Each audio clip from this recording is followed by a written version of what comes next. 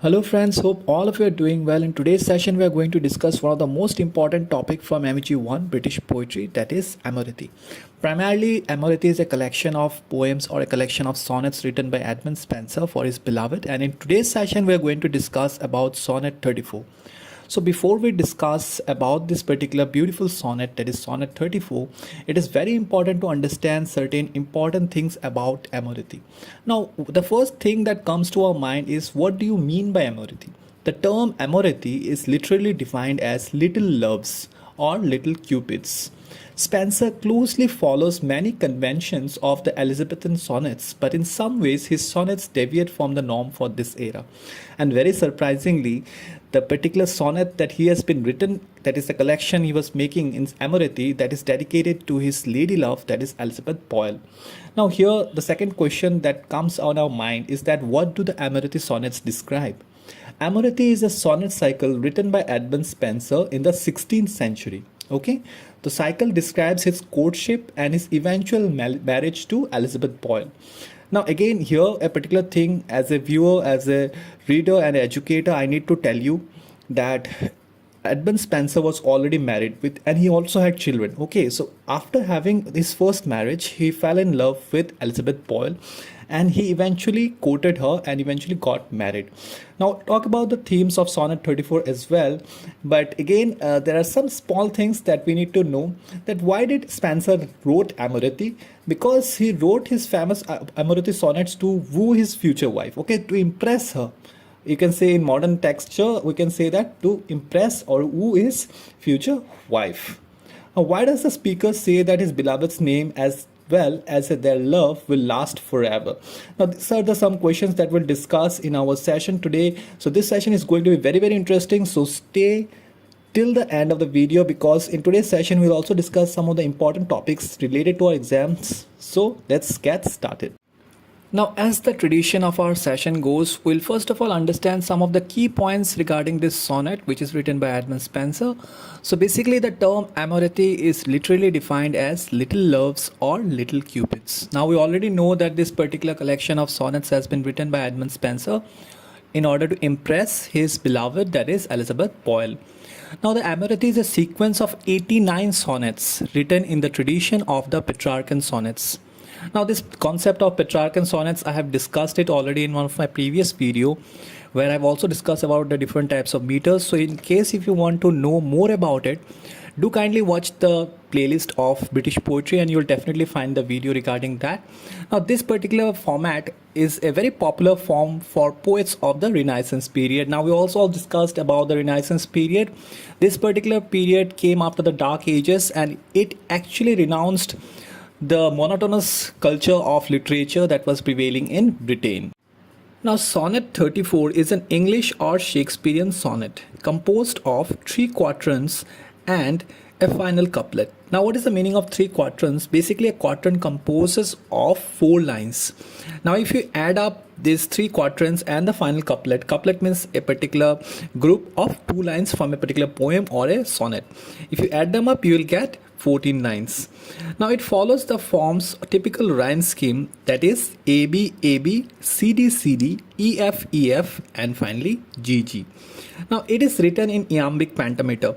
Now, again, I have told you this, that I have discussed very discreetly and very briefly about different type of meters and what are the concepts of different type of sonnets, that is like Petrarchan sonnets. So if you want to go through that, if you want to understand it in a better way, do watch the video that is present in the playlist. Now, this particular format, that is iambic pentameter, it's a type of poetic meter based on 5 pairs of metrically weak or strong syllabic positions. Now, those of you who have watched my previous videos will understand what I'm trying to refer here. Now, as we all know that a sonnet comprises of 14 lines, I'll help you out to understand this particular sonnet by breaking this particular piece of sonnet into several segments, most of which will contain 4 lines from the sonnet, so that you have much clarity and understand it and also answer it from artist's point of view. It is also very important, like if a particular portion is given, mostly it is of 4 lines from a particular sonnet that is given in the exams from Amoretti. So that way also it will help you to answer the exam from the examination point of view. So without any further delay, let's get started. So the sonnet starts something like this: like as a ship that through the ocean wide. Now this first word like, you might see that this particular word doesn't look like the normal like, but yes, it means that it representing a normal ship. Now by conduct of some star, now by this line we mean that it's guided by some star. Okay, doth make her way. Now this dot means does.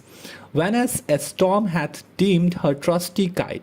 Now whenas means when, storm means it's normal storm we are talking about, deemed is deemed, as you can see in the screen.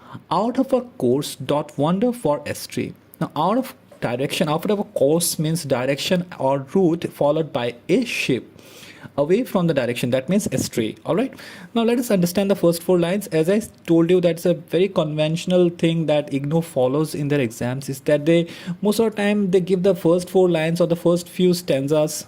They really focus on that in the exams, because if you see some of the tough poems like Epithalamion and Prothalamion, these are very lengthy poems, or on the morning of Christ's nativity, this type of poems are very lengthy.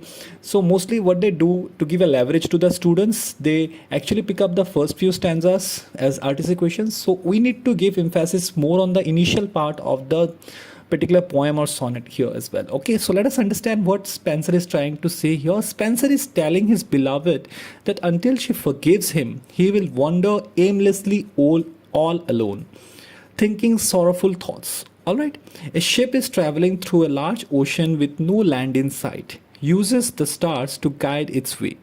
But when stormy clouds block the star's light, the ship will stray far from its course.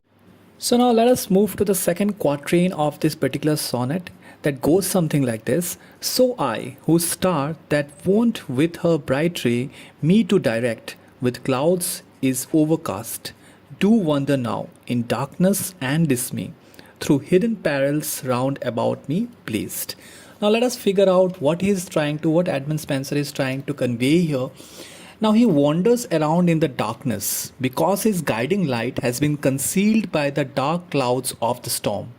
Without her light, he is left vulnerable to the hidden dangers surrounding him. Now all of you have to imagine this, that this particular sonnet has been written in order to impress Elizabeth Boyle, and obviously he is trying to woo her and is trying to pursue her. So in that pursuit, he is trying to make her realize that till the moment that she is impressed, or till the moment she accepts his love, he is lost, he is consumed in darkness. So that entire thing has been compared to a person who is moving in a ship in a dark cloudy weather, where the weather is not suiting him and he is lost in the ocean. Alright, so you have to understand this with that perspective. Now there is also a storm going on. The storm has left him without his beloved to guide him. He misses her bright ray, which can be interpreted as he misses her beautiful soul, wit, personality, or any other such personality trait. He is consumed with sadness that he has lost his way and is left defenseless. Now moving on to the last quatrain, that is the third quatrain of this particular sonnet. It goes something like this, that yet hope I well, that when this storm is past, my Hallis the lodestar of my life will shine again, and look on me at last, with lovely light to clear my cloudy grief. Now these are the lines which are from 9 to 12 lines. Let me tell you, for this lodestar, first of all, it's a star that leads or guides, usually refers to the North Star. Okay, now you might have noticed that the people who goes out in voyages or goes out in oceans and seas, they usually use the direction by looking at the stars. Now here mostly the star that is referred in this type of description is the North Star. So by lodestar here, Edmund Spenser is referring to the North Star. Now from lines 9 to 12, a certain ray of positivity can be seen in the words of the poet. He hopes that when the storm passes, his beloved's light will shine upon him again and guide him back to port, or her. Now, as I told you, that you have to understand that a person is sailing by ship and he is lost in the dark night and in the storm, and he is praying that eventually if he lands to the port, that will be by the guidance of the North Star or the person that is being referred here. We'll talk about the metaphors by the end of this video. Now here we see that he is referring to go back to the port with the help of the North Star, or here the port can also be referred to as Elizabeth Boyle, so that they can be together once again. Now Hallis also known as Callisto, is a wood nymph turned into Ursa Major. Now, this is a particular information that I thought that you might know and you might want to know. Coming to the last two lines of this particular sonnet, till then I wander careful, comfortless, in secret sorrow and sad pensiveness. Now, the last two lines are known as the rhyming couplet, which functions as a way to sum up the entire poem in as few words as possible. The persona is telling his beloved that until she forgives him, he will wander aimlessly, all alone, thinking sorrowful thoughts. He wanders full of worries, comfortless in secret sorrow and pensiveness. Now you can see that how desperate Edmund Spenser is for the approval of Elizabeth Boyle. Now this entire sonnet has been written in order to attract or in order to get the attention of his beloved and also to pursue her in order to impress and woo her. Now let us discuss about the central theme of this particular sonnet. The main purpose behind writing this poem is to reach the land and to reach the correct way with his beloved.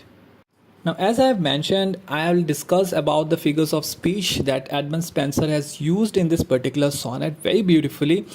In that respect, let us first of all discuss the metaphors present here. The first one that we have is the star, obviously. Now, it is compared with the poet's beloved, okay, because we have seen that he has been mentioning about the North Star, how North Star is supposed to guide him to the port, and that reference is actually to the beloved, that is Elizabeth Boyle. Now the ocean, the next metaphor is the ocean. Now it is compared with life itself. Now the different trauma, the different difficulties and different sadness and the grief that is present in our life sum up to the ocean. Now we have others like other metaphors like the clouds, storms and the perils are compared to life and love problems. Now finally the final metaphor that we have is landing. Now landing is referred to love here. Okay. Now let us talk about the next figure of speech, that is simile. Now for those of you who don't know what is simile, it's particularly a figure of speech that is used to connect or compare two different things. Okay, now in this particular sonnet we have two words like and as. Now these two words has been used as simile to connect or compare two different things or objects. The next thing that we have as a figure of speech is personification. Now in personification we have the ship and the star are personified to have human qualities. So this is the video, guys. I hope you had a clear understanding regarding this particular sonnet by Edmund Spenser, that is Sonnet 34 from his Amoretti. In case if you have any other doubt regarding this particular sonnet, do feel free to comment in the comment section. And yes, obviously do check out our social community pages, that is our Facebook page and Facebook group, where we regularly give notifications of IGNO and you'll stay updated. And do not forget to keep your notification bell on, because in the next coming days we'll be extensively covering topics from MEG 1, that is British poetry, MEG 4, that is aspects of language, and MEG 5 as well. So till we meet next time, God bless you and thank you all.